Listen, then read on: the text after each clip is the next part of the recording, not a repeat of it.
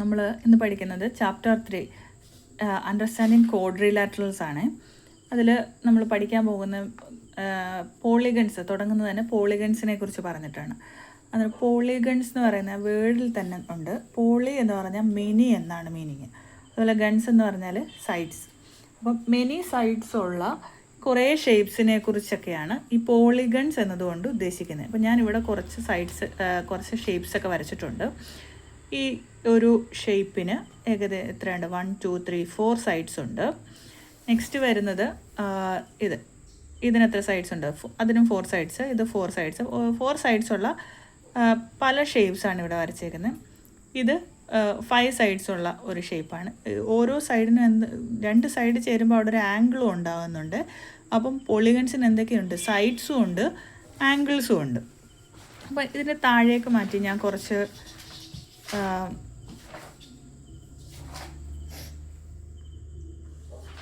ഷേപ്സിനെ വരച്ചിട്ടുണ്ട്.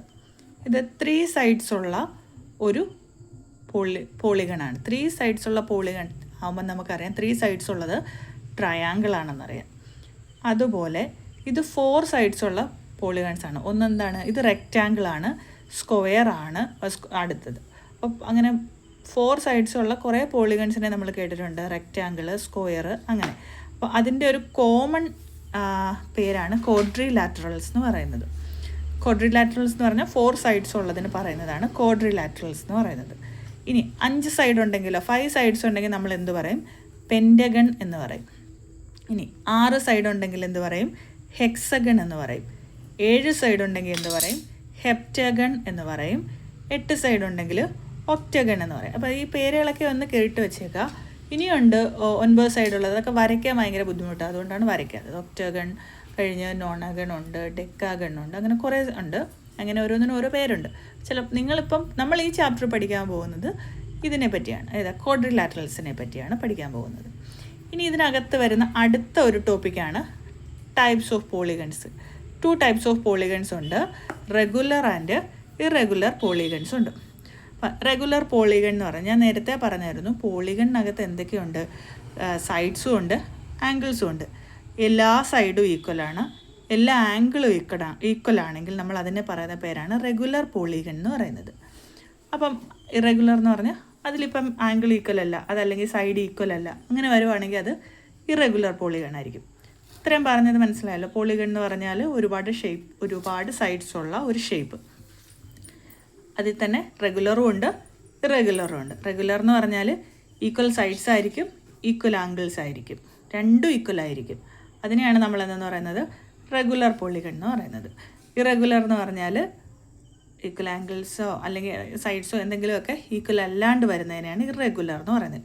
പിന്നെ കുറേ പോളിഗണിൻ്റെ പേരുകളും നമ്മൾ പഠിച്ചായിരുന്നു. ഇനി ഒരു ക്വസ്റ്റ്യൻ ചോദിക്കുകയാണ്. ഇപ്പോൾ 3 സൈഡ്സ് ഉള്ള നമ്മുടെ ടെക്സ്റ്റിലുണ്ട്. What is a regular polygon? ഇതിൻ്റെയൊക്കെ പേര് പറഞ്ഞു കൊടുക്കാൻ പറഞ്ഞു. State the name of regular polygon എന്ന് പറഞ്ഞിട്ടുണ്ട്. 3 സൈഡ്സ് ഉള്ള റെഗുലർ പോളിഗണിൻ്റെ പേര് പറയാനാണ്. 3 സൈഡ്സ് ഉള്ളത് ട്രയാങ്കിൾ ആണെന്നറിയാം. ആ ട്രയാങ്കിളിനകത്ത് തന്നെ 3 സൈഡ്സും ഈക്വൽ ആയിട്ടുള്ള പോളിഗണിൻ്റെ പേരെന്താണ്? 3 സൈഡ്സും ഈക്വൽ ആയിട്ടുള്ള ട്രയാങ്കിളിൻ്റെ പേരെന്താണ്? ഈക്വലാറ്ററൽ ട്രയാങ്കിൾ ആണ്.